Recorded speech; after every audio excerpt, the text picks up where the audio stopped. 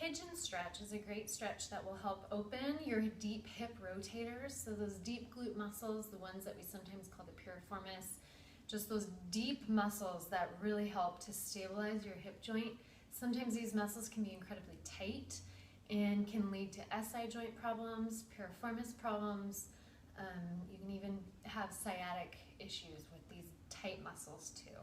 So the Pigeon Stretch, I'm going to teach you kind of a pulled back version or a simpler version to begin with the stretch if you have very tight muscles. So I'm going to place you in kind of a shin box position. So this position is the entry point or the beginner version of the full Pigeon Stretch. Okay, so you have one knee out in front of you, and this knee should be bent, and depending on how tight you are, you can have this foot pulled towards you a little bit further, okay?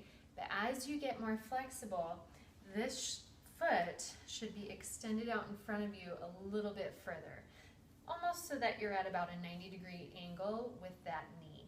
This leg should be off and out to the side, bent behind you. We could almost call this a 90-90 stretch at this point. So both knees are at about 90 degrees.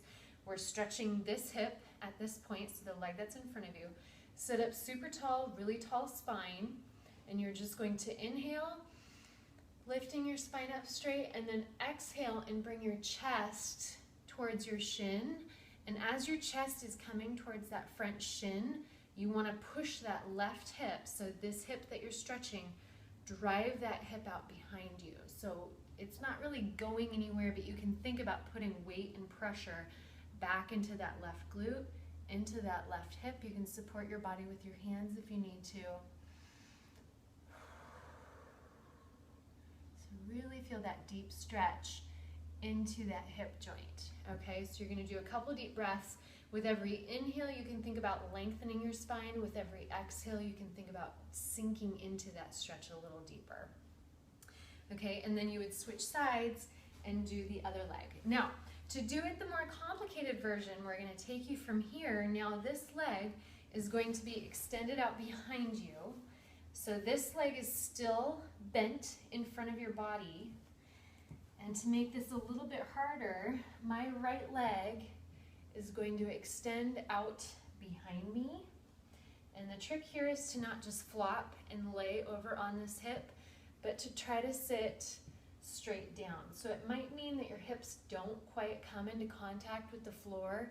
I'm still working on this. I can't quite get mine to lay flat onto the floor, but it's most important to be symmetrical with your hips, or to have your hips level here. Try not to let this hip be too high. Try not to roll over the other way, but to have your hips level here.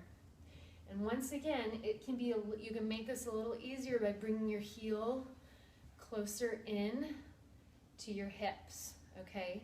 And you can make it harder by having your heel pushed out away from you. So once again, you're going to sit up really tall, big inhale. Exhale and bring your chest over that shin. Inhale.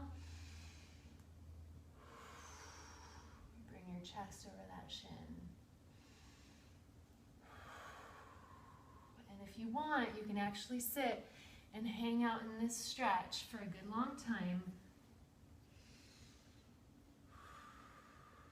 Just working on that big deep inhale and deep exhale, okay? So it's a really deep, good hip opener stretch for those deep hip muscles.